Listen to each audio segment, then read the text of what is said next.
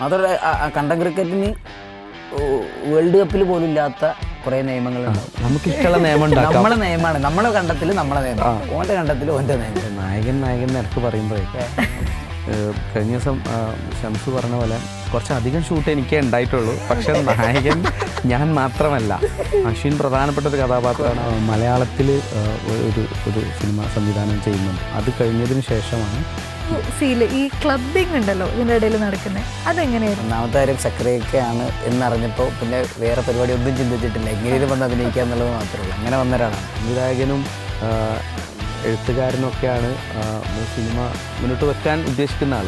പക്ഷേ അത് ആരിലൂടെയാണ്? അത് ആക്ടേഴ്സിലൂടെയാണ്. അവർ നന്നായെങ്കിൽ മാത്രമേ ഈ സംവിധായകനും തിരക്കഥാകൃത്തും ബാക്കി ക്രൂ മെമ്പേഴ്സും ഉദ്ദേശിക്കുന്ന ഒരു സിനിമ പുറത്ത് വരും. സ്കൂളിൻ്റെ ഗുണം എന്താണെന്ന് വെച്ചാൽ ഇവിടെ പഠിച്ചാൽ നമുക്ക് അല്ല, ഇവിടെ ഹെഡ്മാഷ് ഇല്ല ഒന്നത്. പിന്നെ ഈ സ്കൂളിൽ കൂടെ എനിക്ക് തോന്നിയത് പഠിച്ചെന്തെങ്കിലും ആവാൻ പറ്റും.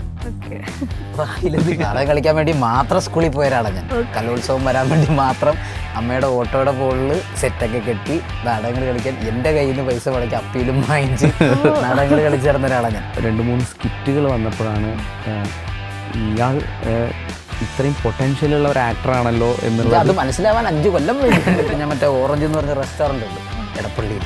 അവിടെ നൈറ്റ് കടയിൽ ജോലി ചെയ്തിട്ടിരിക്കുന്ന സമയത്ത് ഇനി എന്ത് ചെയ്യുന്ന ഒരു പിടുത്തമില്ലാണ്ടിരുന്ന സമയത്താണ് ഈ ബമ്പർശ്ശേരിയുടെ ഓഡിഷൻ നടന്ന് ഭാരത് കോളേജ് IMCA ഭാരത് കോളേജിൻ്റെ ബാക്കിലുള്ള ഫുട്പാത്തിൻ്റെ അവിടെ പോയി ഞാൻ ശരിക്കും കരഞ്ഞ് എന്നിട്ട് അത് കഴിഞ്ഞ് പോയ പോക്കിൽ ഞാൻ വീട്ടിൽ അമ്മയുടെ അടുത്ത് പറഞ്ഞു, ഇല്ല പോയിട്ടുണ്ട്. ഞാൻ എന്ത് ചെയ്തു, എൻ്റെ ഉദ്ദേശം ഇത്ര ഉണ്ടായിരുന്നുള്ളൂ, വെറുപ്പിച്ചുകൊണ്ടിരിക്കുക എന്ന് വെച്ചാൽ ഞാൻ ലൈവായിട്ടുണ്ട്, ഞാൻ ബാക്കിലുണ്ട്, നിങ്ങളത് അറിയിക്കുക, ഞാൻ ഇങ്ങനെ കണ്ടിന്യൂസ് ചെയ്യുന്നുണ്ട്. കമ്മ്യൂണിസ്റ്റ് വച്ച അഥവാ അപ്പ എന്ന ചിത്രത്തിൻ്റെ വിശേഷങ്ങളുമായി സക്കറിയ ആൻഡ് അശ്വിനാണ് മീഡിയാവിനോടൊപ്പം ഉള്ളത്. സ്വാഗതം. സോ 2024 അവസാനിച്ച് 2025 തുടക്കത്തിലേക്ക് തിയേറ്ററിൽ ആളുകളുടെ അടുത്തേക്ക് കമ്മ്യൂണിസ്റ്റ് പച്ച എത്തുകയാണ്. എന്തൊക്കെയാണ് ചിത്രത്തിൻ്റെ വിശേഷങ്ങൾ? രണ്ടുപേർക്കും എന്താണ് കമ്മ്യൂണിസ്റ്റ് പച്ച? ഇവിടെ നിന്ന് സ്റ്റാർട്ട് ചെയ്യാം. അശ്വിനല്ല, ആർക്കാണല്ലോ സ്റ്റാർട്ട് ചെയ്യാം. കമ്മ്യൂണിസ്റ്റ് പച്ച ഞങ്ങളെല്ലാവരും കൂടെ അഭിനയിച്ച, ഞങ്ങളെന്ന് പറയുമ്പോൾ ഞാൻ, അശ്വിനുണ്ട്, വേറെ താരങ്ങളെന്ന് പറയുമ്പം ഞങ്ങളെപ്പോലത്തെ താരങ്ങൾ അഭിനയിച്ച ഒരു ചെറിയ സിനിമയാണ്. ക്രിക്കറ്റിൻ്റെ, അതായത് നാടൻ ക്രിക്കറ്റിൻ്റെ, കണ്ടം ക്രിക്കറ്റ് നമ്മൾ നാടൻ ഭാഷയിൽ പറയുന്ന അതിൻ്റെ പശ്ചാത്തലത്തിലുള്ള ഒരു കൂട്ടം സുഹൃത്തുക്കളുടെ അവരുടെ ഗ്രൗണ്ടിലെ, അവരുടെ വീടുകളിലെ ഒരു കഥയാണ് കമ്മ്യൂണിസ്റ്റ് പച്ച. അപ്പം അത് കാണാനാണ് ഞങ്ങളെല്ലാവരെയും ക്ഷണിക്കുന്നത്. അശ്വിൻ, എന്താണ് കമ്മ്യൂണിസ്റ്റ് പച്ച? കമ്മ്യൂണിസ്റ്റ് പച്ച പറഞ്ഞൊക്കെ തന്നെയാണ് കമ്മ്യൂണിസ്റ്റ് പച്ച. എനിക്ക് സത്യം പറഞ്ഞാൽ ഇതിൻ്റെ ഡീറ്റെയിൽ പരിപാടി ഇപ്പോഴും മനസ്സിലായിട്ടില്ല. ഞാൻ ട്രെയിലർ ഇന്ന് കണ്ടപ്പോൾ പോലും എനിക്ക് ഭയങ്കര എക്സൈറ്റ്മെൻറ്റ് തോന്നി. കാരണം ഞാൻ ഷൂട്ട് തുടങ്ങി കുറച്ച് ദിവസം കഴിഞ്ഞപ്പോഴാണ് വന്ന് ഞാൻ ജോയിൻ ചെയ്യുന്നത്. ഞാൻ ഒന്നാമത്തെ കാര്യം സക്രിയൊക്കെയാണ് എന്നറിഞ്ഞപ്പോൾ പിന്നെ വേറെ പരിപാടി ഒന്നും ചിന്തിച്ചിട്ടില്ല, എങ്ങനെയും വന്ന് അഭിനയിക്കുക എന്നുള്ളത് മാത്രമേ ഉള്ളൂ. അങ്ങനെ വന്ന ഒരാളാണ്. പക്ഷേ ഓരോ ദിവസം ഓരോ സീൻ എടുക്കുമ്പോഴും ഭയങ്കര കൗതുകം തോന്നിയിട്ടുണ്ട്. എനിക്ക് സത്യം പറയാം ഭയങ്കര രസമായിട്ട് തോന്നിയിട്ടുണ്ട്. അപ്പോൾ എന്താ ടോട്ടൽ പരിപാടി എന്നുള്ളത് എനിക്ക് സത്യം ഞാൻ കണ്ടിട്ടില്ല സിനിമ വരെ.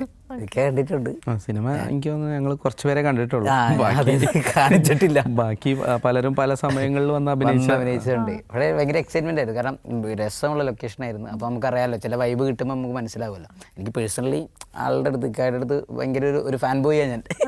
അതിൻ്റെ എക്സൈറ്റ്മെൻറ്റിലാണ് വന്ന് അഭിനയിച്ചതും. ഈ പെട്ടെന്ന് ഡയറക്ടർ ഒരു ആക്ടർ ആവുന്നു, ആളുകൾ കമ്മ്യൂണിസ്റ്റ് പച്ച എന്ന് പറയുമ്പോഴും സക്കര സംവിധാനമാണോ നായകനാണോ എന്നുള്ള കൺഫ്യൂഷൻ ഉണ്ടാകുന്നു. ഈ സ്വയം ഒരു വേഷത്തിൻ്റെ ഒരു സ്വിച്ചിങ് കൂടിയാണല്ലോ. സംവിധായകൻ്റെ ഉടുപ്പിൽ നിന്ന് നായകൻ്റെ ഉടുപ്പിലേക്ക് മാറാണ്. അഭിനയിച്ചിട്ടുണ്ടെങ്കിൽ പോലും നായകനാവുന്നു എന്നുള്ള ആ ഒരു ട്രാൻസ്ഫോർമേഷൻ, ആ ഒരു അതിൽ ഒരു പ്രധാന കാര്യമുണ്ട്. നായകൻ ഇടയ്ക്ക് പറയുമ്പോഴേ കഴിഞ്ഞ ദിവസം ഷംസു പറഞ്ഞ പോലെ കുറച്ചധികം ഷൂട്ട് എനിക്കേ ഉണ്ടായിട്ടുള്ളൂ. പക്ഷെ നായകൻ ഞാൻ മാത്രമല്ല, അശ്വിൻ പ്രധാനപ്പെട്ട ഒരു കഥാപാത്രമാണ്. അങ്ങനെ പ്രധാനപ്പെട്ട കഥാപാത്രങ്ങൾ ചെയ്യുന്ന ഒരു കൂട്ടം ആളുകളുണ്ട്. കുറച്ചധികം ഷൂട്ട് എനിക്കുള്ളത് കൊണ്ടും ആ പ്രധാനപ്പെട്ട ആളുകളിൽ പ്രധാനപ്പെട്ട അപ്പോൾ ഇപ്പം തൽക്കാലം ഞങ്ങൾ എല്ലാവരും കൂടെ അഭിനയിച്ച ഒരു സിനിമ കാണുമ്പോൾ മനസ്സിലാവും. അപ്പം ഈ ചോദ്യത്തിലേക്ക് വരികയാണെങ്കിൽ, സംവിധാനത്തിൽ നിന്ന് ആക്ടിങ്ങിലേക്ക് വരുമ്പോഴുള്ള സ്വിച്ചിങ് എന്ന് പറയുന്നത് കുറച്ച് വലിയ ഉത്തരവാദിത്തമാണ് എന്നാണ് എനിക്ക് പേഴ്സണലി മനസ്സിലായത്. അശ്വിനോട് വേറെ കഥ ഉണ്ട്. പിന്നെ ഒരു സംവിധായകൻ ആക്ടർ കഥ വേറെ ഉണ്ട് ഞങ്ങൾ തമ്മിൽ. അപ്പം ഉറപ്പായിട്ടും ക്യാമറയ്ക്ക് പുറകിൽ നമുക്ക് കുറച്ച് നമ്മൾ ആദ്യത്തെ സിനിമ ചെയ്യുമ്പോഴും അതിന് മുമ്പ് നമുക്ക് കിട്ടുന്ന കുറച്ച് എക്സ്പീരിയൻസ് ഉണ്ട്, അസിസ്റ്റൻ്റായിട്ടും ഒക്കെ ആയിട്ടും.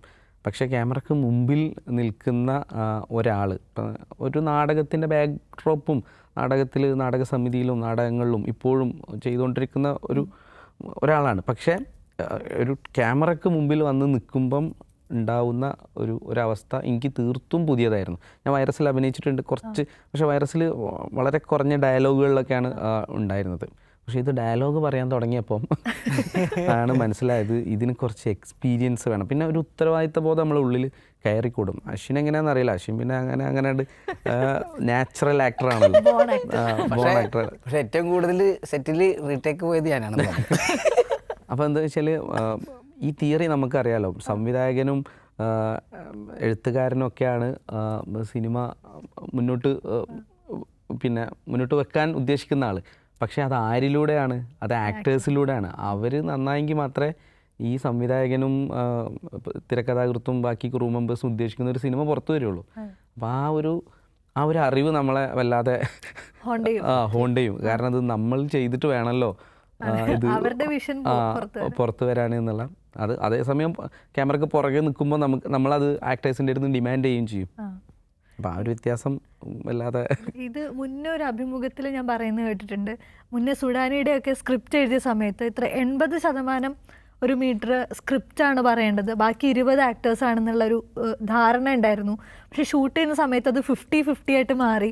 ഇപ്പം അഭിനേതാവായിട്ട് വരുമ്പോൾ ഈ തിയറിയിൽ മാറ്റം തോന്നുന്നുണ്ട്? അല്ല, അഭിപ്രായങ്ങൾ മാറി വരുന്നുണ്ട്. കാരണം ഇത് പൂർണ്ണമായും ഇതിൻ്റെ സ്ക്രിപ്റ്റ് റൈറ്ററുടെ സഹായത്തോടു കൂടിയാണ് ഞങ്ങൾ അഭിനയിച്ചത്. കാരണം ഈ പറഞ്ഞ പോലെ, അശ്വിൻ പറഞ്ഞ പോലെ, നമ്മൾ അന്നേ ദിവസം ലൊക്കേഷനിലേക്ക് എത്തുമ്പം നമ്മൾ പ്ലാൻ ചെയ്ത് വെച്ചത് അല്ല യഥാർത്ഥത്തിൽ അവിടെ നടക്കുന്നത്. കാരണം അതും തിരക്കഥാകൃത്തിൻ്റെ അകത്തൊരു കഥാപാത്രമുണ്ട് ശരിക്കും.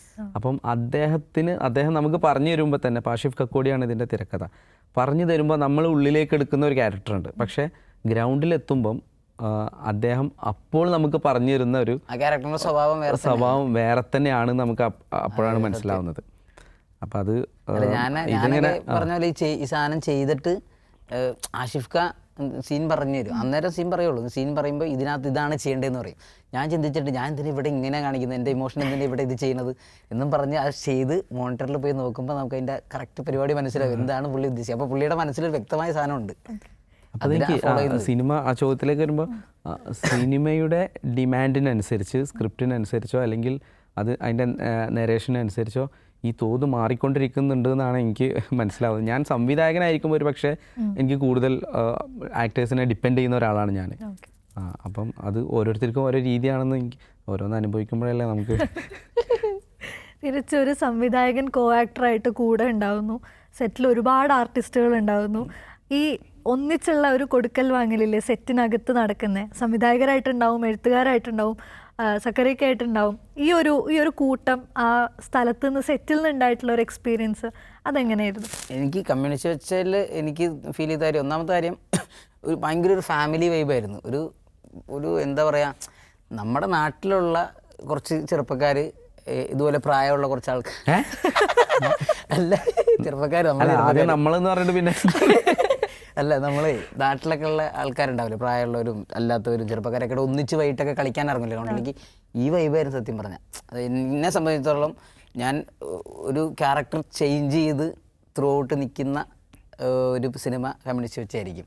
ഞാനിതിൽ ഹ്യൂമർ പരിപാടികളൊന്നുമല്ല, ഞാൻ ഭയങ്കര രസമുള്ള വേറൊരു പരിപാടിയാണ്. അപ്പം അത് ത്രൂ ഔട്ട് മെയിൻറ്റെയിൻ ചെയ്താണ് പോണതും. അപ്പോൾ എനിക്ക് തോന്നുന്നു അതിനകത്ത് എൻ്റെ ഇമോഷൻ വ്യക്തമായിട്ട് എനിക്ക് സ്വയം ഫീൽ ചെയ്ത്, പല സീനിലും പല സാധനം അഭിനയിക്കുമ്പോൾ എനിക്കത് ഇമോഷണലി കണക്റ്റ് ആയത് നമ്മളുടെ ഈ സർക്കിളിൻ്റെ ഗുണമാണ്. അതിനകത്ത് വന്ന് നിൽക്കുന്ന എല്ലാ ആർട്ടിസ്റ്റുകളും ഈ പറഞ്ഞ പോലെ പുതിയ ആളുകളാണ് മിക്ക ആളുകളും. പുതിയെന്ന് വെച്ചാൽ ആദ്യമായിട്ട് ചെയ്യുന്ന സിനിമയല്ല എങ്കിൽ പോലും കാണുന്ന പ്രേക്ഷകരുടെ മുന്നിൽ ഒരു പുതിയ ഫേസാണ് മിക്ക ആളുകളും. പക്ഷെ എല്ലാവരും തമ്മിൽ ഭയങ്കര കണക്ഷൻ ഉണ്ട്, മാനസികമായിട്ടൊരു കമ്മ്യൂണിക്കേഷൻ. ഞാനും സക്രേക്കൊക്കെ തമ്മിൽ, ഞാൻ സത്യം പറഞ്ഞാൽ സക്രേക്ക ആണ് എന്ന് പറഞ്ഞുകൊണ്ടാണ് ഞാൻ ഓടി വന്നത്, കേടപ്പടം ഇതാണ് എന്നുള്ള നിലയ്ക്കാണ് വന്നത്. ഞങ്ങൾ തമ്മിൽ വേറെ കടപ്പാട് കിടപ്പുണ്ട്, വേറെ വിഷയമുണ്ട്. അപ്പോൾ അത് കഴിഞ്ഞ് ഞാൻ ഭയങ്കര ഹാപ്പി ആയിട്ട് വന്ന് നിൽക്കുന്നൊരു പരിപാടി. അപ്പോൾ എനിക്ക് എന്തായാലും ഞാൻ ഓക്കെ, എന്നെ സംബന്ധിച്ചാലും എനിക്ക് ഭയങ്കര ഒരു ഇതുണ്ടായിരുന്നു, എൻ്റെ മാക്സിമം ഇതിനകത്ത് കൊടുക്കാൻ പറ്റണം. കാരണം ആളുടെ മുമ്പിൽ ഒരു 3-4 വർഷം ആളുടെ പുറകെ ഇങ്ങനെ പോയിക്കൊണ്ടിരുന്ന ഒരാളാണ് ഞാൻ. അപ്പോൾ ആളുടെ മുന്നിൽ കിട്ടിയൊരു അവസരമാണ്, ഇത് മുതലെടുക്കണം എനിക്ക് നല്ല ആഗ്രഹം ഉണ്ടായിരുന്നു. കറക്റ്റ് എനിക്ക് യൂസ് ചെയ്യാൻ പറ്റി. എനിക്ക് എന്നെ ആഷിഫ്ക്കയും ഷമീമിക്കയും കൂടെ ചേർന്ന് തന്നെ ഭയങ്കരമായിട്ട് യൂസ് ചെയ്തിട്ടുണ്ട്. എനിക്കത് യൂസ്ഫുൾ ആയിട്ടുണ്ട്. ഞാൻ ഭയങ്കര ഹാപ്പിയാണ്. ട്രെയിലർ കണ്ടപ്പോൾ എനിക്ക് ഭയങ്കര സന്തോഷം തോന്നി. എന്നുവെച്ചാൽ അത് ഈ വൈബിൻ്റെ പ്രശ്നമാണ്. മറ്റ് ഒരു സെറ്റിലും അല്ലെങ്കിൽ ഒരു സിനിമയിലും എനിക്ക് കമ്മ്യൂണിക്കേറ്റ് ചെയ്യാൻ അല്ലെങ്കിൽ എനിക്ക് ഫീൽ ചെയ്യാത്ത ഒരു സാധനം കമ്മ്യൂണിസ്റ്റ് വെച്ചാൽ ഫീൽ ചെയ്തിട്ടുണ്ട്. അതിൻ്റെ ഒരു റിസൾട്ട് എനിക്ക് തോന്നുന്നു സിനിമയിലും ഉണ്ടാവുമെന്ന് വിശ്വസിക്കുന്നുണ്ട് ഉറപ്പായിട്ടും. എനിക്ക് പരിപാടി അറിയില്ല കറക്റ്റായിട്ട്, പക്ഷേ എനിക്ക് തോന്നിയ കേസ് അതാണ്. സിനിമയിൽ കഥാപാത്രം നന്നായിട്ടുണ്ടെന്ന് അശ്വിന് പലരും അശ്വിനോട് പറഞ്ഞിട്ടുണ്ട്. കോൺഫിഡൻസ് ആണ്. അതല്ല എനിക്ക് അങ്ങനെയല്ല, എനിക്ക് മാനസികമായി ഹാപ്പിയാണ്. അത് ഈ കണക്ഷൻ നിൽക്കുന്നുണ്ട്. ഈ കഴിഞ്ഞ വർഷം 2024 എന്ന് പറയുന്നത് ഒരു ലക്ക് ഇയറാണ്. അതൊരു ലക്ക് കൊണ്ട് സംഭവിച്ചു എന്നുള്ളതല്ല, ഹാർഡ് വർക്ക് അതിൻ്റെ പുറകിലുണ്ട്. അത് പേ ഓഫ് ചെയ്യപ്പെട്ട ഒരു വർഷമാണ് 2024. അതിൽ 2 സിനിമകൾ വന്നത്, 2 ഒരേ പ്രൊഡക്ഷൻ ഹൗസിൻ്റെ ഒരേ ടീമാണ് വരുന്നത്. മുന്നേ സിജു സണ്ണിയായിട്ട് സംസാരിക്കുന്ന സമയത്ത് ഈ ടീമിനോട് സംസാരിച്ചിരുന്നു. അപ്പോൾ ഈ ടീമിനോട് അവരങ്ങ് സെറ്റ് ആയിട്ടുണ്ടായിരുന്നു. വേറെ സ്ഥലങ്ങളിൽ പോയാൽ ഇനി എങ്ങനെയാണെന്നുള്ള ടെൻഷൻ ഉണ്ട്. അങ്ങനെ ഒരു കൺസേൺ ആർക്കില്ലെങ്കിലും സിജുവിന് എന്തായാലും അതുണ്ടാവും. സിജു അവിടെ നിന്ന് പുറത്തോട്ട് ചാടാൻ നിൽക്കില്ലേ. ഒരുപാട് ഇങ്ങനെ ട്രൈ ചെയ്യാൻ ശ്രമിക്കുന്നുണ്ട്, പക്ഷേ ഈ ഒരു കംഫർട്ട് സോൺ ഉണ്ടാവുന്നുണ്ട് എന്ന് പറഞ്ഞു.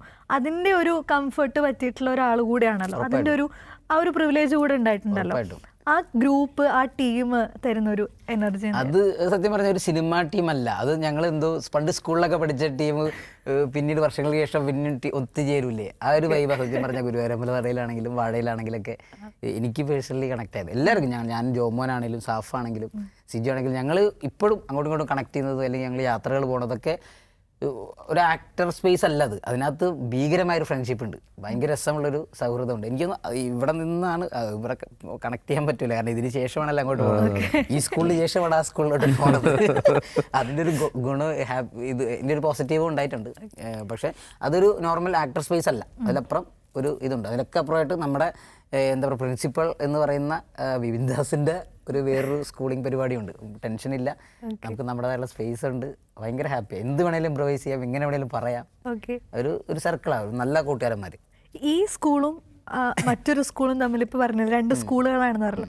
ആ ഒരു വ്യത്യാസം എങ്ങനെ തോന്നി? ഈ ഒരു സ്കൂൾ എങ്ങനെയാണ്? ഈ സ്കൂളിന്റെ ഗുണം എന്താന്ന് വെച്ചാൽ ഇവിടെ പഠിച്ചാൽ നമുക്ക് ഇവിടെ ഹെഡ്മാഷില്ല ഒന്നത്. പിന്നെ ഈ സ്കൂളിന്റെ കൂടെ എനിക്ക് തോന്നിയത് പഠിച്ചെന്തെങ്കിലും ആവാൻ പറ്റും, അതിലെന്തെങ്കിലും ആവാൻ പറ്റും. എനിക്ക് തോന്നി എന്നെ കൊല്ലും ഞാനെങ്കിലും പഠിച്ചെന്തെങ്കിലും ആവാൻ പറ്റും. മറ്റു സ്കൂളിൽ ഉറപ്പായിട്ടും ആവാൻ പറ്റും, പക്ഷെ അവിടെ ആവുന്ന രീതിയും ഇവിടെ ആവുന്ന രീതിയും രണ്ടായിരിക്കും. ഇതായിരിക്കും കുറച്ചും കൂടെ ഒരു ഞാൻ ചിലപ്പോൾ കളക്ടറൊക്കെ ആവും. നിങ്ങൾ രണ്ടുപേരും അഭിനയത്തിൻ്റെ ഒരു ബാക്ക്ഗ്രൗണ്ട് എടുത്തു കഴിഞ്ഞാൽ നേരത്തെ പറഞ്ഞു നാടകങ്ങളുണ്ടായിരുന്നു, ഷോർട്ട് ഫിലിം ഉണ്ടായിരുന്നു, ഈ സിനിമ സൊസൈറ്റി പ്രവർത്തനങ്ങളെല്ലാം ഉണ്ടായിരുന്നു. അങ്ങനെ ഒരു ബാക്ക്ഗ്രൗണ്ടാണ് സക്കറിയ വരുന്നത്.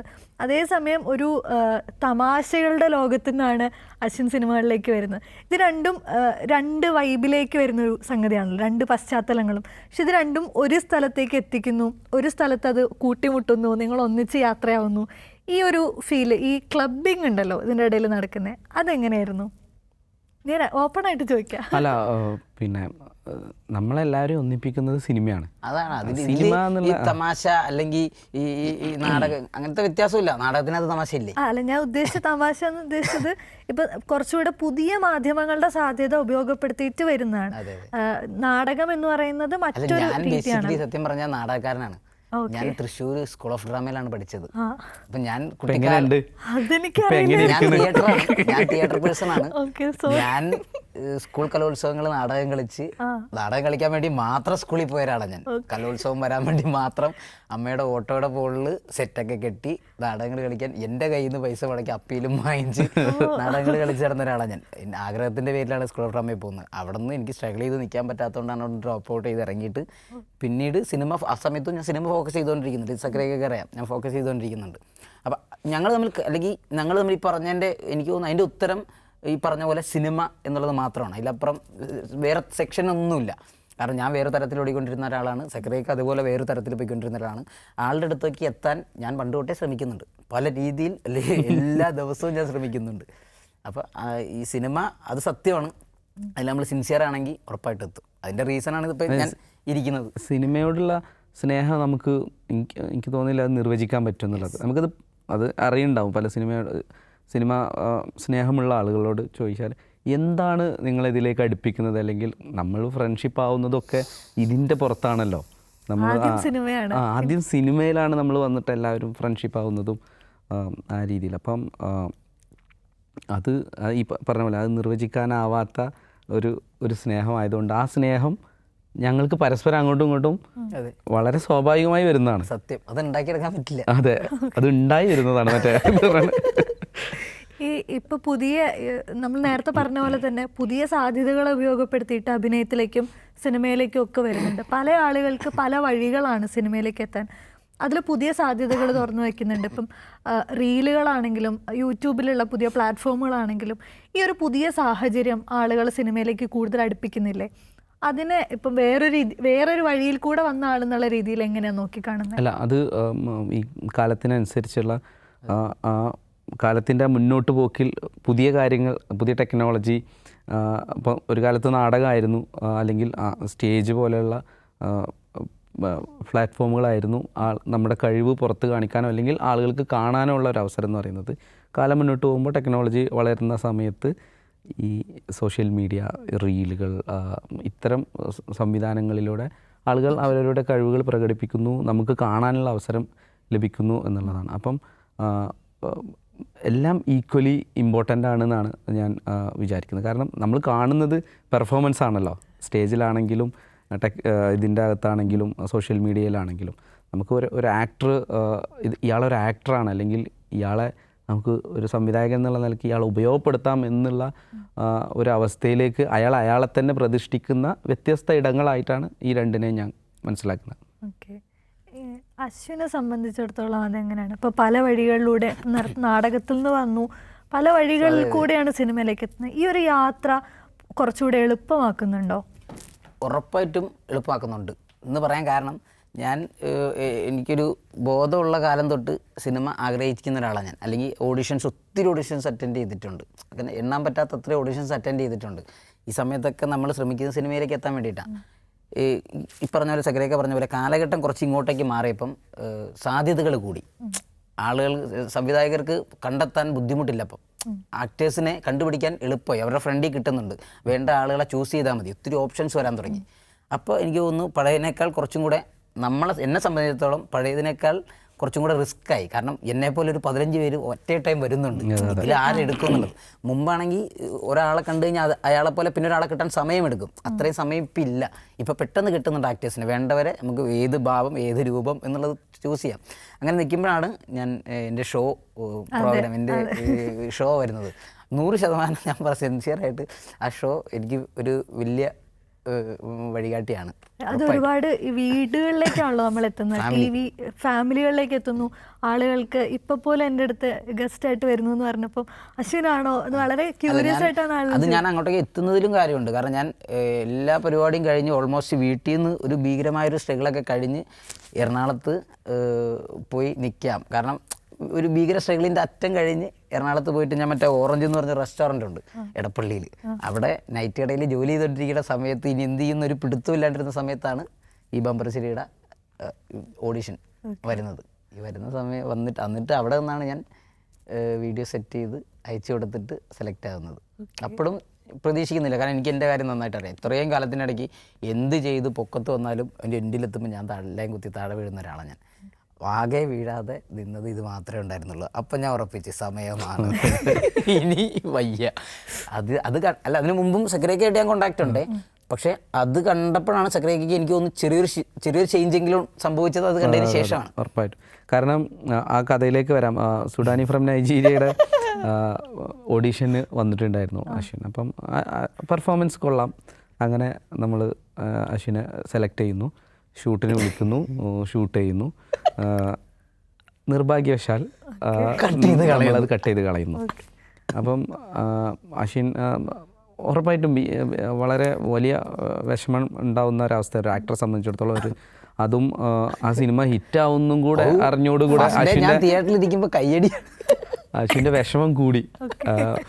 അങ്ങനെ പക്ഷേ വീണ്ടും അതൊരു ഒരു ലെവലേഷൻ പരാതിയോ ഇതൊന്നും പറയാതെ തന്നെ അശ്വിൻ വീണ്ടും സംസാരിക്കാനും മെസ്സേജ് അയക്കാനും പുതിയ കാര്യങ്ങൾ അപ്ഡേറ്റ് ചെയ്യാനൊക്കെ തുടങ്ങി. അങ്ങനെയാണ് ഈ ഷോയിലേക്ക് പോകുന്നത്. ആ ഷോ പോയിട്ടും എനിക്ക് അയച്ചു തരും, അതിൻ്റെ ലിങ്ക് ഇന്ന് വരുന്നുണ്ട് കാണണം എന്നൊക്കെ പറഞ്ഞിട്ട്. അപ്പോഴാണ് 2-3 അമ്മയും അശ്വിനും കൂടെ ഉള്ള 2-3 സ്കിറ്റുകൾ വന്നപ്പോഴാണ് ഇയാൾ ഇത്രയും പൊട്ടൻഷ്യലുള്ള ഒരു ആക്ടറാണല്ലോ എന്നുള്ളത്. അത് മനസ്സിലാവാൻ 5 കൊല്ലം അല്ല, മറ്റേത് കട്ട് ചെയ്ത് പോയത് ആക്ടിങ്ങിൻ്റെ ബുദ്ധിമുട്ടുകൊണ്ടല്ല, അത് സിനിമയുടെ ടോട്ടൽ നരേഷന് ഭാഗം ആവശ്യമില്ലാത്തതുകൊണ്ട് അങ്ങനെ വേറെയും സീന് പോയിട്ടുണ്ട്. നമ്മുടെ സിനിമയിലുള്ള വേറെ ആൾക്കാരെ കട്ടായി പോയിട്ടേ പോയി. അതെ അതെ, ഞാൻ മാത്രമല്ല. അതെ. അപ്പം തളരാത്ത ഒരാളെ നമ്മൾ കാണുമ്പം അത് നമുക്ക് പേഴ്സണലി റിലേറ്റ് ചെയ്യുന്നതാണ്. നമുക്കും ഇപ്പം അശ്വിനുള്ള സ്ട്രഗിൾ ആയിരിക്കില്ല എനിക്കുള്ളത്, പക്ഷേ സ്ട്രഗിൾ ഉണ്ടാവും, പല രീതിയിലായിരിക്കും. അപ്പം നമ്മൾ പെട്ടെന്ന് റിലേറ്റ് ചെയ്യും, ഒരു ബ്രദർഹുഡ് വർക്ക് ചെയ്യും എപ്പോഴും. അപ്പം തളരാത്ത ഒരാളെ, പരാതി പറയാത്ത ഒരാളെ കാണുമ്പം ഒരു പ്രത്യേക സ്നേഹം നമുക്ക് അറിയാണ്ട് ഉള്ളിൽ വരും. ഇത് വളരെ യാദൃശികമായിട്ടാണ് കമ്മ്യൂണിസ്റ്റ് വെച്ചതിൽ ആഷിഫ് പിന്നെ ഷമീമും അശ്വിനൊന്ന് വിളിക്കണം എന്ന് പറഞ്ഞു. പറയുമ്പോൾ എൻ്റെ പരിപാടി കണ്ടിട്ടില്ല. ആഷിഫ് എന്നെ അറിയില്ല. അപ്പം ഞാൻ പറഞ്ഞു വന്നത് ഒരു ജേണി ഉണ്ടല്ലോ, ഒരു ആക്ടർ എന്നല്ല, എന്ത് മേഖലയാണെങ്കിലും ആ ഒരു ജേണി, തോൽക്കുന്നില്ല എന്ന് സ്വയം തീരുമാനിച്ച ഒരാളുടെ ജേണി, അത് ഞാൻ അശ്വിൽ കാണുന്നുണ്ട്. മലയാള സിനിമയിലെ വളരെ പ്രധാനപ്പെട്ട ഒരാളായി മാറും. അതിന് പുതിയ അപ്ഡേഷനുകൾ അദ്ദേഹം ഉണ്ടാക്കിക്കൊണ്ടിരിക്കുന്നുണ്ട്. അല്ല, എനിക്ക് ഓർമ്മയുണ്ട്, ഒരു മെസ്സേജ് എനിക്ക് അയച്ചത്, ഞാൻ അത് ഭയങ്കര രസമായിട്ട് എടുത്തു വെച്ചിട്ടുണ്ട് ആ മെസ്സേജ്. അതിപ്പോഴും, കാരണം ഞാൻ സുഡാനിയിൽ കട്ടായി എൻ്റെ അന്ന് തിയേറ്ററിൽ എൻ്റെ അനുഭവം വളരെ മോശമായിരുന്നു. കാരണം ഞാൻ അപ്സര തിയേറ്ററിലായിരുന്നു കോഴിക്കോട്. ഫസ്റ്റ് ഡേ വരുന്ന സമയത്ത് കട്ടായവർ എനിക്കറിയില്ല, എന്നോട് ആരും പറഞ്ഞില്ല. എന്നിട്ട് കുറേ മീഡിയ ഒക്കെ വന്നിരുന്നു അവിടെ. അവർ എൻ്റെ അടുത്ത് വന്നപ്പോഴേക്കും നമ്മുടെ പ്രൊഡക്ഷനിൽ ആരൊക്കെയോ പറഞ്ഞു അശ്വിൻ അതിനകത്ത് ഒരു നല്ല ക്യാരക്ടർ ചെയ്ത ആളാന്നൊക്കെ പറഞ്ഞ് മീഡിയ എന്നോട് സംസാരിപ്പിച്ചെന്നെ കൊണ്ട് ഞാൻ മാറി നിന്ന ആളാണ്. എന്നെ വിളിച്ചിരുത്തി ഞാൻ പറഞ്ഞല്ല കുഴപ്പമില്ല നമുക്ക് കാണാം. അപ്പോൾ അപ്പോഴേക്കും എൻ്റെ കൂടെ പണ്ട് പഠിച്ചവരൊക്കെ ഉണ്ടായിരുന്നു, അശ്വിൻ സിനിമയിലുണ്ടാ. ഞാൻ പറഞ്ഞു അങ്ങനെ ഇല്ല, അങ്ങനെയൊക്കെ പറഞ്ഞു. അപ്പോൾ ചാനലുകാർ പറഞ്ഞു അവനുണ്ട്, ഇവൻ ഇതാന്നൊക്കെ. എന്നിട്ട് മുകളിൽ ടിക്കറ്റ് എടുത്ത് കയറി പടം ഞാൻ വരേണ്ട സീക്വൻസുകളൊക്കെ കഴിഞ്ഞപ്പോഴും എൻ്റെ കൂടെ ഒരു കൂട്ടുകാരനുണ്ട്, അവരോട് പറഞ്ഞു ഇടാ അങ്ങനെയാണ്. അപ്പോൾ എനിക്ക് മനസ്സിലായി പരിപാടി തൂക്കിയിട്ടുണ്ടെന്ന്. പക്ഷെ അവനോട് പറയാൻ എനിക്ക് ബുദ്ധിമുട്ടുണ്ട്. സെക്കൻഡ് ഹാഫായി കഴിഞ്ഞു പടം കഴിയുന്നേരം തൊട്ട് മുമ്പ് ഞാൻ അപ്സര തിയേറ്റർ ബാൽക്കണീൻ്റെ ഉള്ളിലാണ് വാഷ്റൂം ഉള്ളത്. ഞാൻ തീരുമാനത്തിന് മുമ്പ് ഞാൻ വാഷ്റൂമിൽ പോയി. എന്നിട്ട് ഇവരെല്ലാവരും ഇറങ്ങി ഈ മറ്റേ ക്ലീൻ ചെയ്യണ ചേച്ചിമാർ തിയേറ്ററിലേക്ക് വരുമ്പോഴാണ് ഞാൻ വാഷ്റൂമിൽ നിന്ന് ഇറങ്ങണത്. എന്നിട്ട് ഞാൻ ചുമ്മാ ഫോൺ ചെവിയിൽ വെച്ച് അഭിനയിച്ച് ഇങ്ങനെ നടക്കാം എവിടെ എന്നൊക്കെ പറഞ്ഞ് നടന്ന് ഭാരത് കോളേജ് YMCA ഭാരത് കോളേജിൻ്റെ ബാക്കിലുള്ള ഫുട്പാത്തിൻ്റെ അവിടെ പോയി ഞാൻ ശരിക്കും കരഞ്ഞ്. എന്നിട്ട് അത് കഴിഞ്ഞ് പോയ പോക്കിൽ ഞാൻ വീട്ടിൽ അമ്മയെടുത്ത് പറഞ്ഞു, അമ്മ ഇല്ല പോയിട്ടുണ്ട് ഇതാണ്. അത് കഴിഞ്ഞ് അന്ന് രാത്രി എന്നെയൊക്കെ മെസ്സേജ് അയച്ചത് എനിക്കിപ്പോഴും അറിയാം. സിനിമ സുഡാനി ഫ്രണ്ടേജിൽ ഞാൻ അശ്വിനാണ് സിനിമയിൽ അഭിനയിച്ചിട്ടുണ്ടായിരുന്നു. സിനിമ ഞാൻ കണ്ടിരുന്നു, ഭയങ്കര രസമുണ്ട്, വളരെ നന്നായിരുന്നു. പക്ഷേ എൻ്റെ ഭാഗം സിനിമയിലില്ല. പക്ഷേ അതിൽ നല്ല വിഷമമുണ്ട്. എങ്കിൽ പോലും അടുത്ത ഒരു സിനിമ വരുമ്പോൾ ഉറപ്പായിട്ടും എന്നെ വിളിക്കണം എന്ന് പറഞ്ഞാൽ അതിനുശേഷം എല്ലാ വീക്കെൻഡിലും അല്ലെങ്കിൽ ഒരു 3 ദിവസം കൂടുമ്പോൾ ഞാൻ അപ്ഡേറ്റ് ചെയ്തുകൊണ്ടിരിക്കും. കാണിച്ചൊരു പോസിറ്റീവ് എന്താണെന്ന് എനിക്ക് ഫീൽ ചെയ്തത്, ഞാനത് വിളിച്ച് പറഞ്ഞപ്പോൾ എന്നോട് പറഞ്ഞ അശ്വിനെ നീ അപ്ഡേറ്റ് ചെയ്തുകൊണ്ടിരിക്കണം, അല്ലെങ്കിൽ നീ എൻ്റെ അടുത്ത് പറയണം. ഉറപ്പായിട്ടും തിരക്കുള്ള ആളാണ്. നെക്സ്റ്റ് പ്രൊജക്റ്റ് അല്ലെങ്കിൽ അടുത്ത കാര്യങ്ങൾ വരുമ്പോൾ പല ആളുകൾ ജീവിതത്തിൽ കടന്നു പോകുന്നതാണ്. ഇന്നെപ്പോലെ ചോദിക്കുന്ന ഒത്തിരി പേരുണ്ടാവും. അപ്പോൾ ഞാൻ എന്ത് ചെയ്തു, എൻ്റെ ഉദ്ദേശം ഇത്ര ഉണ്ടായിരുന്നുള്ളൂ, വെറുപ്പിച്ചുകൊണ്ടിരിക്കുക എന്ന് വെച്ചാൽ ഞാൻ ലൈവായിട്ടുണ്ട്, ഞാൻ ബാക്കിലുണ്ട് എന്നുള്ളത് അറിയിക്കുക. ഞാൻ ഇങ്ങനെ കണ്ടിന്യൂസ് മെസ്സേജ് ഉണ്ട്. ഒരു ദിവസം ഞാൻ മറ്റേ ബാത്റൂമിൽ കുടുങ്ങി പോകുന്ന സ്കിറ്റില്ലേ, എയർപോർട്ട് കുടുങ്ങി പോകുന്ന സ്കിറ്റിൻ്റെ ലിങ്ക് അയച്ചെടുത്തിട്ട് അത് ലിങ്ക് മെൻഷൻ ചെയ്ത് എനിക്ക് ഇങ്ങോട്ട് ഇട്ടിട്ട് എനിക്ക് അയച്ചു. അശ്വിന് മലയാള സിനിമയിൽ ഒരു സീറ്റ് ഉണ്ടെന്ന് ഇംഗ്ലീഷിൽ അയച്ചത്. അശ്വിന് മലയാള സിനിമയിൽ മലയാളം ടൈപ്പിംഗ് ഇല്ല. അശ്വിന് മലയാള സിനിമയിൽ ഒരു സീറ്റ് ഉണ്ടെന്ന് പറഞ്ഞ് എനിക്ക് ചോദിച്ചു. എന്നെ സത്യം പറഞ്ഞാൽ മൊത്തത്തിൽ എല്ലായിടത്തും വീട്ടിൽ നിന്നാണെങ്കിലും അല്ലെങ്കിൽ അടുത്ത് നിൽക്കുന്ന കൂട്ടുകാരന്മാരിൽ നിന്നാണെങ്കിലൊക്കെ ഒരു സക്സസ് മുന്നോട്ടില്ല എന്ന് ചിന്തിച്ച് തുടങ്ങി. ഞാൻ കുറേ കാലം ഇങ്ങനെ നിന്നിട്ട് ഇച്ചിരി നമുക്ക് പാളി തുടങ്ങുമല്ലോ. ഈ പാളി തുടങ്ങിയ എനിക്ക് പേഴ്സണലി ഒരു പോസിറ്റീവ് അല്ലെങ്കിൽ ഇനിയും ട്രൈ ചെയ്യാം, ഇനിയും പോകാം എന്നുള്ളത് ഈ ഒരൊറ്റ മെസ്സേജിൽ ഞാൻ ഇതുവരെ പറഞ്ഞിട്ടില്ല. ഇക്കാരുടെ അടുത്ത് ഇതുവരെ ആ ഒരു മെസ്സേജിലാണ് സത്യം പറഞ്ഞാൽ എന്നെ സംബന്ധിച്ചിടത്തോളം ഞാൻ മുന്നോട്ട് പോകുന്നത്. അതുകൊണ്ടാണ് ഞാൻ എങ്കിലും ചന്ദ്രിക കഴിഞ്ഞ് നേരെ ഇത് വിളിക്കുന്ന സമയത്ത് ഓടി വരുന്നത്. അപ്പോൾ ആദ്യമായിട്ട് സ്ക്രീനിൽ കാണുന്ന എക്സ്പീരിയൻസ് എന്തായിരുന്നു? എങ്ങനെ? ഇതിപ്പം സുഡാനിൽ ഇരുന്നിട്ട് അത് കാണാതെ കട്ടായി പോയപ്പോൾ ഭയങ്കര വിഷമമായല്ലോ. നേരെ തിരിച്ച് സ്ക്രീനിൽ ആദ്യമായിട്ട് സ്വയം കാണുമ്പോൾ ഉള്ളൊരു സന്തോഷമല്ലേ? എനിക്ക് എന്നെപ്പോലെ ഒരുപാട് പേര് ആഗ്രഹിക്കുന്ന ഒരു സ്വപ്നമായത്. അതുപോലെ തന്നെ ഭയങ്കര സന്തോഷമായിരുന്നു. ഭയങ്കര അതിൻ്റെ ഏറ്റവും വലിയ രസം എന്താണെന്ന് വെച്ചാൽ എങ്കിലും ചന്ദ്രികയാണ് അതിന് ശേഷം ഇറങ്ങുന്നത്, റിലീസ് ചെയ്യുന്നത്. എങ്കിലും ചന്ദ്രിക അപ്സരയിലാണ് റിലീസ് ചെയ്തത്. അതേ സീറ്റിൽ പോയിരുന്നു ഞാൻ കണ്ടത്. മധുര പ്രതികാരം അല്ല, അങ്ങനെ അല്ല, അവിടെയാണ് റിലീസായത്. എന്ത് ചെയ്യാൻ പറ്റും? ഈ ഒരു കൂട്ടായ്മയില്ലേ, മുന്നേ പറഞ്ഞിട്ടുണ്ട് സുഡാനിയും വർക്കാവുന്നത് അതിനകത്തെ സൗഹൃദം കൊണ്ടാണ്. ആ സൗഹൃദത്തിൻ്റെ ശക്തി കൊണ്ടാണ് സുഡാനി അത്രയും സുന്ദരമായിട്ട് വന്നതെന്ന് പറഞ്ഞു. ഇവിടെ ഒരു സൗഹൃദമാണ്, കഥയും സൗഹൃദമാണ്, അതിനകത്തേക്ക് വരുന്ന ആളുകളും ഒക്കെ നിങ്ങളുടെ ടീം തന്നെ ഒരു കൂട്ടായ്മയാണ്. ഈ കൂട്ടായ്മ എപ്പോഴും സക്കറിയയുടെ സിനിമകളിൽ കാണാൻ പറ്റുന്നുണ്ട്. അത് എന്തുകൊണ്ടാണ്? ബിക്കോസ് അതിനൊരു ഇമോഷണൽ കണക്ഷൻ ഉണ്ടായിരിക്കുമല്ലോ. അല്ല, ഞാൻ പേഴ്സണലി സംഘമായി ജീവിക്കാൻ ആഗ്രഹിക്കുന്ന ഒരാളാണ്. ഒറ്റയ്ക്ക് സോളോ ട്രിപ്പില്ല. എനിക്ക് സോളോ ട്രിപ്പ് പോകാൻ ആഗ്രഹമില്ല, സത്യസന്ധമായി പറഞ്ഞാൽ. ഞാൻ അത് ശ്രമിച്ചിട്ടുണ്ട്. പക്ഷെ എനിക്ക് അങ്ങനെ സിനിമയുടെ ഭാഗമായിട്ട് ഞാൻ പോയിട്ടുണ്ട്, ഫിലിം ഫെസ്റ്റിവലിനൊക്കെ വേറെ രാജ്യങ്ങളിലൊക്കെ പോയിട്ടുണ്ട്. പക്ഷേ എനിക്കെപ്പോഴും സുഹൃത്തുക്കളുടെ കൂടെ പോകാനും, അല്ലെങ്കിൽ സുഹൃത്തുക്കളാണ് എപ്പോഴും, സുഹൃത്തുക്കൾ എന്ന് പറഞ്ഞാൽ ഓൾറെഡി ഉള്ള സുഹൃത്തുക്കൾ മാത്രമല്ല, നമ്മളൊരു സംഘം സിനിമ സെറ്റാണെങ്കിൽ അതെല്ലാവരെയും അവരെല്ലാവരും ഒരു സൗഹൃദ സംഘമായി മാറുക എന്നുള്ളത് സ്വാഭാവികമായി സംഭവിക്കുന്നതാണ്. ചിലപ്പോൾ നമ്മളുടെ ബേസിക് ടേസ്റ്റ് അതായതുകൊണ്ട് നമ്മളതിലേക്ക് ചേർന്ന് കൊടുക്കുന്നതായിരിക്കും ഒരു പക്ഷേ. എല്ലാവരും നേരത്തെ ഫ്രണ്ട്സൊന്നുമല്ല. പക്ഷേ സിനിമയ്ക്ക് വരുമ്പം നമ്മൾ പിന്നെ അവിടെ ആ സാഹചര്യം ഉണ്ടായി വരുന്നു. അത് പിന്നെ ഞങ്ങൾ അങ്ങനെ പരസ്പരം ട്രോൾ ചെയ്തിട്ടും പരസ്പരം അങ്ങനെ സുഹൃത്തുക്കളായി മാറുന്നതാണ്. സുഡാനിയുടെ വീടിന്റെയും കഥ ഞാൻ അങ്ങനെ കേട്ടിട്ടുണ്ട്. ആ വീട് അവസാനം എല്ലാവരും കൂടെ ചേർന്നിരിക്കുന്ന ഒരു സ്ഥലമായി. നിങ്ങൾ മുന്നേ താമസിച്ചിരുന്ന വീടായിരുന്നു. അത്തരം ഒരു ബിൽഡിംഗ് ലൈക്ക് ഒരു കൂട്ടമുണ്ടാക്കി എടുക്കൽ ഈ സിനിമയിൽ എത്രത്തോളം സാധ്യമായിരുന്നു കമ്മ്യൂണിസ്റ്റ് പച്ചയിലേക്ക് എത്തുമ്പം? ഓൾറെഡി സുഹൃത്തുക്കളായ ആളുകൾ തന്നെയാണ് അധികവും അഭിനയിക്കാനും ഇതിൻ്റെ പുറകിലും ഒക്കെ തന്നെ ഉണ്ടായിരുന്നത്. അപ്പോൾ അത് വളരെ സ്വാഭാവികമായി സംഭവിച്ചതാണ്. കാരണം ആഷിഫ് കക്കോടി ഇങ്ങനെ ഒരു സിനിമ എടുക്കുന്നതിനെക്കുറിച്ചും നിങ്ങളൊക്കെയാണ് അഭിനയിക്കുന്നത് എന്നും പറഞ്ഞപ്പം തുടക്കത്തിൽ ആഷിഫിനോട് നമ്മൾ കുറച്ചുകൂടെ മാർക്കറ്റ് വാല്യൂ ഒക്കെ ഉള്ള ആക്ടേഴ്സിനെ വെച്ച് ചെയ്യുന്നതായിരിക്കും നല്ലത് എന്നുള്ള ആഷിഫിൻ്റെ അവരോടൊക്കെ പോയി കഥ പറയാനുള്ള മടി കൊണ്ടോ അല്ലെങ്കിൽ എന്തുകൊണ്ടോ എന്നറിയില്ല, നിങ്ങളൊക്കെ തന്നെയാണ് അഭിനയിക്കുന്നത് എന്ന് പറയാൻ ഷമീം മൊയ്തീനാണ് ആഷിഫിൻ്റെ തന്നെ സുഹൃത്തായ മൊയ്തീനാണ് ഡയറക്ടർ.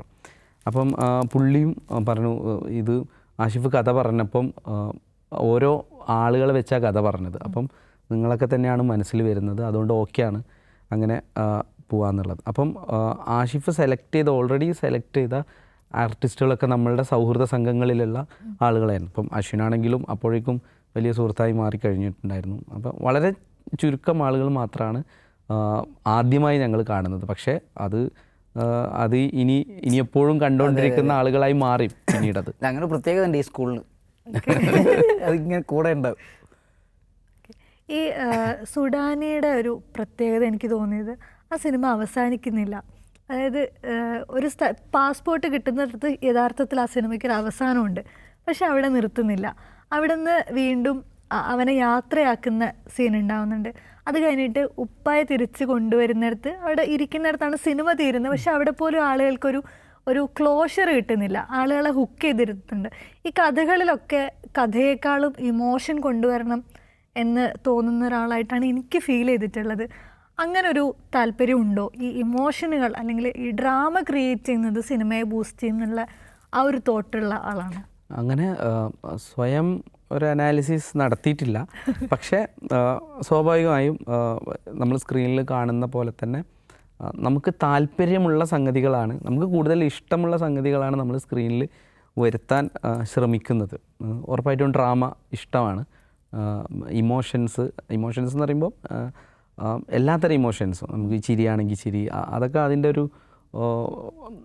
അതർഹിക്കുന്ന പൊട്ടൻഷ്യലുകളോട് കൂടെ പുറത്ത് വരുത്തിക്കുക എന്ന് പറയുന്നതാണ് ഒരു ഡയറക്ടർ എന്നുള്ള നിലക്കും ഒരു കോറൈറ്റർ എന്നുള്ള നിലക്കൊക്കെ ആഗ്രഹിക്കുന്നത്. ചിലപ്പോൾ അതുകൊണ്ടായിരിക്കും, ആ ആഗ്രഹം അത്രയും വലുതായത് കൊണ്ടായിരിക്കും അതങ്ങനെ പുറത്തു വരുന്നത്. ഈ നേരത്തെ പറഞ്ഞ എൻഡില്ലായ്മയില്ലേ, അത് മനഃപൂർവ്വം കൊടുത്തതാണോ? അല്ലല്ല, മനഃപൂർവ്വം ചെയ്യുന്നതല്ല അത്. പിന്നെ നമുക്ക് ഇവിടെ സിനിമ അവസാനിപ്പിക്കാം എന്ന് നമ്മൾ വളരെ നാച്ചുറലി നമ്മളെ ഉള്ളിൽ വരുന്നതാണ്. അല്ലാതെ ഇത് എൻ്റെ ഇല്ലാത്തൊരു സിനിമയായിരിക്കണം നമ്മൾ കാലേക്കൂട്ടി തീരുമാനിക്കുന്നതല്ല. ഈ കമ്മ്യൂണിസ്റ്റ് വച്ച എന്ത് തരം ഒരു എക്സ്പീരിയൻസ് അല്ലെങ്കിൽ ഒരു ഇമോഷണൽ ഹുക്കായിരിക്കും ആളുകൾക്ക് കൊടുക്കുക എന്നാണ് തോന്നുന്നത്? കമ്മ്യൂണിസ്റ്റ് വെച്ച അശ്വിൻ പറഞ്ഞോ? ഇല്ല, ഞാൻ പറയുമ്പോൾ അത് സീരിയസ് ആയി പോകും. അല്ലല്ല, അതാ അതിൻ്റെ ഭംഗിയതാ. അല്ല, അത് പറഞ്ഞ പോലെ നമുക്കൊക്കെ ഉണ്ടാകുന്നൊരു നൊസ്റ്റാൾജിക് ഫീലില്ലേ. പണ്ട് എനിക്ക് ഓർമ്മയുണ്ട്, എനിക്ക് ക്രിക്കറ്റ് കളിക്കാൻ അറിയാത്ത, അതാണ് ഏറ്റവും വലിയ അത്ഭുതം. എനിക്ക് ക്രിക്കറ്റിൻ്റെ ABCD അറിയില്ല, ബാറ്റ് പിടിക്കാൻ പോലും അറിയാത്ത ഞാൻ കിടിലായിട്ട് ക്രിക്കറ്റ് കളിച്ചിട്ടുണ്ട് പടത്തിൽ. അപ്പം നമ്മളെ പഴയ വൈബില്ലേ, ഏത് നമ്മളെ ഈ മട്ടലിൻ്റെ ബാറ്റ്, ഈ എന്തെങ്കിലും തെങ്ങിൻ്റെ കുറ്റിയൊക്കെ ആയിട്ട് ഇങ്ങനെ സ്റ്റെമ്പ് വെക്കും, അങ്ങനെ കണ്ട ഗ്രീസ് വരയ്ക്കുന്നൊക്കെ അളവിന് വേണ്ടി കച്ചറ ഉണ്ടാക്കും, ഇത്ര അളവ് ഇങ്ങൾക്ക് എത്രയോട്. നമ്മളെ പഴയ മെമ്മറികളുണ്ട്, നൊസ്റ്റാൾജി. ഇപ്പോഴും അങ്ങനെ ഒരു സ്പേസ് കിട്ടി ഉറപ്പായിട്ട് ചെക്കന്മാർ കളിക്കാറുണ്ട്. ഉറപ്പായിട്ടും ഇപ്പോൾ ടർഫ് വന്നത് വലിയ അടിയായിട്ട് നിൽക്കുന്ന ആൾക്കാരുണ്ട്, എന്നാലും ഉൾനാട്ടിലൊക്കെ എപ്പോഴും നടക്കുന്നുണ്ട് ഇപ്പോഴും ഈ കളികൾ. അപ്പം അങ്ങനത്തെ ഒരു ഇമോഷനാണത്. അതെന്താ വെച്ചാൽ കുറച്ചധികം കളിക്കാൻ അറിയുന്നവർ ജില്ലാ ടീമിലും രഞ്ജി ട്രോഫി അങ്ങനെ കേരള ടീമിലൊക്കെ പോയി പോകും. എന്നാൽ ക്രിക്കറ്റിനെ അതിയായി സ്നേഹിക്കുന്ന ആളുകളുണ്ട്, ഇത് എപ്പോഴെങ്കിലും ഒന്ന് കളിച്ച് നോക്കണം എന്ന് വിചാരിക്കുന്ന ആളുകളുണ്ട്. പക്ഷേ ഈ പറഞ്ഞ പോലെ അതിൻ്റെ ഒരു തരത്തിലുള്ള പ്രൊഫഷണലിസവും അറിയാത്ത ബാറ്റ് പിടിക്കുന്ന, ഞാൻ സത്യസന്ധമായി പറഞ്ഞാൽ ഞങ്ങളെല്ലാവരും ബാറ്റ് പിടിക്കുന്നതിൻ്റെ പ്രൊഫഷണലിസം, എല്ലാവരും അല്ല കേട്ടോ, നമ്മൾ കുറച്ച് പേര് അതിൽ പിന്നെ സൗണ്ട് ചെയ്യുന്ന ഉണ്ണി നല്ല കിടിലൻ ക്രിക്കറ്ററാണ്. അപ്പം സൗണ്ട് റെക്കോർഡിസ്റ്റ് ഉണ്ണിയാണ് ബാറ്റ് പിടിക്കുന്നതെല്ലാം ഇങ്ങനെയല്ല ഇക്ക എന്ന് ഞങ്ങളോട് വന്ന് പറയുന്നത്. അപ്പം ഈ കണ്ടം ക്രിക്കറ്റിൻ്റെ ഒരു പ്രത്യേകത അതാണ്, നമ്മളുടെ ഉള്ളിലുള്ള ഒരു ആഗ്രഹം ജഡ്ജ്മെൻ്റ് ഇല്ലാതെ കളിക്കാൻ പറ്റും. മാത്രമല്ല കണ്ടം ക്രിക്കറ്റിന് വേൾഡ് കപ്പിൽ പോലും ഇല്ലാത്ത കുറേ നിയമങ്ങളുണ്ടാവും. നമുക്ക് ഇഷ്ടമുള്ള നിയമം ഉണ്ടാക്കാം. നമ്മളെ നിയമമാണ്, നമ്മളെ കണ്ടത്തിൽ നമ്മളെ നിയമം, ഓൻ്റെ കണ്ടത്തിൽ ഓൻ്റെ നിയമം. പ്രൊഫഷണൽ ക്രിക്കറ്റിന്റെ ഒരു നിയമവും പാലിക്കണ്ട, നമുക്ക് ഇഷ്ടമുള്ള നിയമം ഉണ്ടാക്കാം. നമുക്ക് തോന്നുന്ന നിയമം നമ്മൾ ഉണ്ടാക്കും. ആ തെങ്ങിൻ്റെ അപ്പുറത്തേക്ക് പോയാൽ 6, നമ്മൾ പറഞ്ഞത് 6 ഇല്ലേ 4. അത്തരം ഇതൊക്കെ ഞാൻ കണ്ടിട്ടുണ്ട്. ഞാൻ കളിക്കാറില്ലെങ്കിലും ഗ്രൗണ്ടിലൊക്കെ പണ്ട് പോയിരിക്കുമ്പോൾ ഉറപ്പായിട്ടും കണ്ടിട്ടുള്ള ഭയങ്കര രസമുള്ള കാഴ്ചകളാണ്. ഫ്രണ്ട്ഷിപ്പിന്റെ ഉപാധികളില്ലാത്ത ബന്ധമാണല്ലോ ഫ്രണ്ട്ഷിപ്പ് എന്ന് പറയുന്നത്. അപ്പോൾ അതേപോലെ തന്നെ അപ്പം ഇതിൻ്റെ ഒരു എക്സ്പീരിയൻസ് എന്ന് പറയുന്നത് ഫ്രണ്ട്ഷിപ്പ് തന്നെയാണ്. അതെ, ഉറപ്പായിട്ടും. ഈ 2024 എങ്ങനെ അടയാളപ്പെടുത്തി മുന്നോട്ട് പോകാനാണ്? പെട്ടെന്ന് കഴിഞ്ഞ കുറച്ചുകൂടെ സമയം വേണമായിരുന്നു, അങ്ങനെയാണോ? അങ്ങനെയല്ല, 2024 പഠിക്കണ കാലല്ല. അയ്യോ, അതൊക്കെ ഒത്തിരി തീർന്നു. 2024 എങ്ങനെ കാണാനാണ്? 2024 സത്യം പറഞ്ഞാൽ എന്നെ സംബന്ധിച്ചിടത്തോളം ഭയങ്കര സന്തോഷം, ഭയങ്കര ഹാപ്പിയുള്ളൊരു വർഷമാണ്. അതുപോലെ തന്നെ കുറച്ച് പ്രശ്നങ്ങളുള്ള വർഷമാണ്. 2000 ഹാപ്പിനെസ് എന്താണെന്ന് വെച്ചാൽ 2024 നിന്ന് 2025 സന്തോഷം. ഈ 3-ാം തീയതി ജനുവരി 3-ന് നമ്മുടെ പടം റിലീസ് ചെയ്യാന്ന് പറഞ്ഞാൽ ഭയങ്കര സന്തോഷം. കാരണം പുതിയ വർഷം തുടക്കം ഒരു ആഗ്രഹിച്ച മേഖലയിലുള്ള ഒരു സന്തോഷം കണ്ടുകൊണ്ട് തുടങ്ങാം എന്നുള്ളൊരു ഹാപ്പിനെസ്, അത് മനസ്സുകൊണ്ട് പറയുകയാണ്. അതൊരു ഭയങ്കര സന്തോഷമായിരിക്കും തിയേറ്ററിൽ. കാരണം നമ്മൾ കുട്ടിക്കാലം മുതൽ ആഗ്രഹിക്കുന്നില്ല. അപ്പം നല്ലൊരു സിനിമ, നല്ല ക്യാരക്ടർ തിയേറ്ററിൽ പോയിരുന്ന് വർഷത്തിൻ്റെ ആദ്യം തന്നെ കാണാം എന്നുള്ളൊരു വലിയ ഭാഗ്യമുണ്ട്. അത് ഭയങ്കര സന്തോഷമുണ്ട്. 1-ാം തീയതി അഭിനയിക്കുന്നുണ്ട് ഒരു പടം, പുതിയ പടം കരാർ ചെയ്തിട്ടുണ്ട് 1-ാം തീയതി. ഈ പുതിയ ആസ്വാദനത്തിലേക്ക് വരുന്ന സമയത്ത് മുന്നേ ഹലാൽ ലവ് സ്റ്റോറി ഇറങ്ങിയതിന് ശേഷം കൊടുത്തൊരു അഭിമുഖത്തിൽ പറയുന്നുണ്ട്, ഈ ഒരു കാലഘട്ടത്തിൽ മലയാളികൾക്ക് ഏത് സിനിമ കാണണം, എവിടെ കാണണം, എങ്ങനെ കാണണം എന്നുള്ളൊരു ആശയക്കുഴപ്പം ഉണ്ടായിരുന്നു എന്ന് പറഞ്ഞിട്ടുണ്ട്. ഇപ്പോൾ 2024 വരുന്ന സമയത്ത് പലതരം സിനിമകൾ വരുന്നു. അതിൽ വയലൻസിനെ തന്നെ ആഘോഷിക്കുന്ന സിനിമകൾ വരുന്നു, നേരെ തിരിച്ച് വളരെ ഫീൽ ഗുഡ് ആയിട്ടുള്ള സിനിമകൾ വരുന്നു. ഇത് OTT എന്ന് പറയുന്ന പുതിയ പ്ലാറ്റ്ഫോം കൂടെ വരുമ്പം ആരൊക്കെ ഇത് കാണും എന്നുള്ളതിൽ കൂടെ ഒരു പ്രശ്നമുണ്ടല്ലോ, അതിപ്പോൾ കൂടുതൽ ചർച്ചയാവുന്നുണ്ട്. വയലൻസിനെ കുട്ടികൾ ഫാമിലിയായിട്ട് പോയി കാണുന്ന സാഹചര്യങ്ങളെ ക്രിട്ടിസൈസ് ചെയ്യപ്പെടുന്നുണ്ട്. ഈ നേരത്തെ പറഞ്ഞ അതേ ആശയക്കുഴപ്പം 2024 തുടരുന്നുണ്ട് എന്ന് തോന്നിയിട്ടുണ്ടോ? എനിക്ക് അങ്ങനെ ഈ സിനിമ പല ജോണറിലുള്ള സിനിമകൾ ഉണ്ടാവും. അപ്പോൾ നമ്മൾ സിനിമക്ക് സർട്ടിഫിക്കറ്റ് സെൻസർ ബോർഡ്, ഇപ്പോൾ നമ്മൾ ഇന്ത്യയിൽ സെൻസർ ബോർഡ് കൊടുക്കുന്നത് ആർക്ക് കാണാം, പേരൻസിൻ്റെ കൂടെ ആർക്ക് കാണാം, പേരൻസ് ഇല്ലാതെ കാണുന്നത് ഏത് വയസ്സ് മുതലാണ് എന്നൊക്കെ ഉള്ളത്. അപ്പം എല്ലാ ജോണറിലുള്ള സിനിമകളും പിന്നെ ഉണ്ടാവേണ്ട ഒരു സ്ഥലമാണ് ഈ സിനിമാ ലോകം എന്ന് പറയുന്നത്. അപ്പം ആളുകൾ എങ്ങനെയാണ് ഉറപ്പായിട്ടും നമ്മൾ ഒരു കുടുംബ വ്യവസ്ഥയിൽ ജീവിക്കുന്ന ഒരു സൊസൈറ്റിയാണല്ലോ നമ്മളെ ഇന്ത്യൻ സൊസൈറ്റി എന്ന് പറയുന്നത്. അപ്പം ഉറപ്പായിട്ടും അതിൽ പ്രയോറിറ്റീസ് ഉണ്ടാവും. വയലൻസ് അത് കുടുംബത്തിന് യോജിക്കാത്തതാണ്, അല്ലെങ്കിൽ അതുപോലെയുള്ള അഡൽട്ട് കണ്ടൻറ്റുകളുള്ള സിനിമകൾ കുടുംബത്തിന് യോജിക്കാത്തതാണ്. അപ്പം അത് ഉറപ്പായിട്ടും അങ്ങനെ ചിന്തിക്കുന്ന ആളുകൾ അതിനെ ക്രിട്ടിസൈസ് ചെയ്യുന്നു. പിന്നെ ക്രിട്ടിസൈസ് ചെയ്തിട്ട് അവരുടെ പ്രയോറിറ്റിയിലുള്ള സിനിമകളാണ് ഇപ്പോൾ ഫീൽ ഗുഡ് സിനിമകളായിരിക്കും ഒരു പക്ഷേ കൂടുതൽ സെലിബ്രേറ്റ് ചെയ്യപ്പെടുന്നത്. ഇപ്പം ലാപ്പത്ത ലേഡീസ് പിന്നെ ബോളിവുഡിൽ കുറേ കാലത്തിന് ശേഷം ഇറങ്ങിയ ഇന്ത്യ മൊത്തം ആഘോഷിച്ച ഒരു സിനിമയാണ്. അപ്പം ഞാൻ അതിനെ മനസ്സിലാക്കുന്നത് അതിൻ്റെ മറ്റ് അനാലിസിസിലേക്ക് പോകുന്നില്ല, ക്രിറ്റിസിസത്തിലേക്ക് പോകുന്നില്ല. പക്ഷേ അത് കൈകാര്യം ചെയ്യുന്ന സബ്ജക്റ്റ് കുടുംബവുമായി ബന്ധപ്പെട്ട സബ്ജക്റ്റാണ്, സോഷ്യൽ ഇഷ്യൂ ആണ് എന്നുള്ളത് കൊണ്ട് ഒരു കാരണം അതായിരിക്കും. അത് ഉറപ്പായിട്ടും ആളുകളെ ടച്ച് ചെയ്തിട്ടുണ്ട് ആ സിനിമയുടെ കഥ. അപ്പം ഇതിൻ്റെ കൃത്യമായൊരു കണക്ക് നമുക്ക് ഇതുവരെ കിട്ടിയിട്ടില്ല. അതായത് ഈ വയലൻസ് സിനിമകൾ കാണുന്നത് എത്ര ശതമാനമുണ്ട്, കുടുംബ സിനിമകൾ കാണുന്നത് എത്ര ശതമാനമുണ്ട് എന്നുള്ളത്. പക്ഷേ എല്ലാ ജോണറിലുള്ള സിനിമകളും ആസ്വദിക്കാൻ ആളുകളുള്ള ഒരു സ്ഥലമാണ് നമ്മളുടെ ഈ സ്ഥലം എന്ന് പറയും. കേരളം പ്രത്യേകിച്ച് OTT കാലഘട്ടത്തിന് ശേഷം പ്രത്യേകിച്ച് കുറച്ചുകൂടെ ജോണറുകൾ ഇവിടെ പരീക്ഷിച്ച് എക്സ്പെരിമെൻറ്റ് ചെയ്ത് തുടങ്ങിയിട്ടുണ്ട്. അതിന് ആസ്വാദകരുണ്ട് ഇവിടെ. നല്ലതാണെങ്കിൽ ഇവിടെ എന്ത് കൊടുക്കും. അതെ. അപ്പോൾ അത് സിനിമ എന്ന് പറയുന്നത് എസ്തെറ്റിക്കലി നന്നാവുക എന്നുള്ളതാണ് എന്ത് ജോണറുള്ള സിനിമയാണെങ്കിലും ആദ്യത്തെ പ്രയോറിറ്റി എന്ന് പറയുന്നത്. ഇനി വരുന്ന പ്രോജക്റ്റുകളെന്ന് ഹിന്ദിയിലൊരു പടം വരാനിരിക്കുന്നു എന്ന് കേട്ടിട്ടുണ്ട്. എന്തൊക്കെയാണ് ഇനി വരാനുള്ള പ്രോജക്റ്റ്? ഇനി മലയാളത്തിൽ ഒരു സിനിമ സംവിധാനം ചെയ്യുന്നുണ്ട്. അതിൻ്റെ ഡീറ്റെയിൽസിലേക്ക് വരാനാവുന്നതേ ഉള്ളൂ. അത് കഴിഞ്ഞതിന് ശേഷമാണ് ഹിന്ദിയിൽ ഞാൻ വേറൊരു ഇൻ്റർവ്യൂവിൽ സാന്ദർഭികവശാൽ അങ്ങനെ പറഞ്ഞതാണ്. അപ്പോൾ അതിന് ശേഷമുള്ള സിനിമയായിരിക്കും ഹിന്ദിയിലുള്ള. ഒരു ബയോപിക്കാണ്, ഒരു ഫിലിം മേക്കറുടെ ബയോപിക്കാണ്. അപ്പോൾ അത് അങ്ങനെ ഒരു അവസരം എൻ്റെ മുന്നിൽ വന്നതാണ്. അപ്പം ആ ഫിലിം മേക്കറെ കുറിച്ച് പഠിച്ചപ്പം എനിക്ക് കൗതുകം തോന്നി. ഉറപ്പായിട്ടും ഇത് ചെയ്യാൻ രസമുള്ള സിനിമയാണ് എന്ന് മനസ്സിലായി. അപ്പോൾ അങ്ങനെ അത് ഏൽക്കുകയാണ് ചെയ്യേണ്ടായത്. അപ്പോൾ അത് 2026 ആ സമയങ്ങളിലൊക്കെ അതിൻ്റെ ഷൂട്ട് നടക്കുന്നതാണ് മനസ്സിലാക്കുന്നത്. നീ ഹിന്ദിയൊക്കെ പഠിക്കണ്ടേ? ഇനി വേണം പഠിച്ചു തുടങ്ങാൻ. അശ്വിൻ്റെ വരാനിരിക്കുന്ന പ്രോജക്റ്റുകൾ എൻ്റെ ഇപ്പം ദിലീപേട്ടൻ്റെ ബബ്ബ നടന്നുകൊണ്ടിരിക്കുന്നു, ഷൂട്ട് നടന്നുകൊണ്ടിരിക്കുന്നു. പിന്നെ ഓടും കുതിര ചാടും കുതിര ഒരു ചെറിയ വേഷം ചെയ്തിട്ടുണ്ട് ഫഹദിൻ്റെ പടത്തിൽ, ഒരു കുഞ്ഞു പരിപാടി ചെയ്തിട്ടുണ്ട്. പിന്നെ ഫെബ്രുവരിയിൽ സംശയം എന്ന് പറഞ്ഞൊരു പടം ഇറങ്ങും. നമ്മുടെ ഷറഫുദ്ദീൻ, വിനയ് ഫോർട്ട്, ലിജോ മുളക് ആയിട്ട് രാജേഷ് രവി ഡയറക്റ്റ് ചെയ്തേക്കുന്ന പടം അത്. പിന്നെ ഇനിയുള്ളത് നടക്കാനുള്ള കുറച്ച് പരിപാടികളാണ്. അതാ പറഞ്ഞ ഈ വർഷം കനിഞ്ഞ രക്ഷപ്പെടും. മലയാള സിനിമയിലെ സീറ്റ് ഉണ്ട്. പിന്നെ ഇരിക്കുകയാണല്ലോ, സീറ്റിലാണല്ലോ. സക്കരേഖാന്റെ പടത്തിലുണ്ട്. തീരുമാനിച്ചു. ഓക്കെ. അപ്പോൾ സംഭവബഹുലമായിട്ടുള്ള 2025 ആവട്ടെ, അത് കമ്മ്യൂണിസ്റ്റ് പച്ചയിൽ നിന്ന് സ്റ്റാർട്ട് ചെയ്യട്ടെ. എനിക്ക് ഇങ്ങനെ നല്ല നല്ല ഇന്റർവ്യൂകൾ ഇനിയും ചെയ്യണം.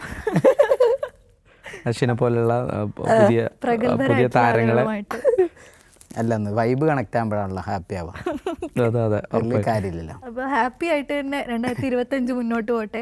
Thank you so much. Cinema കാണണം ഉറപ്പായിട്ടും 3-ാം തീയതി ജനുവരി 3-ന്. ഓക്കെ. അപ്പോൾ താങ്ക് യു. Thank you.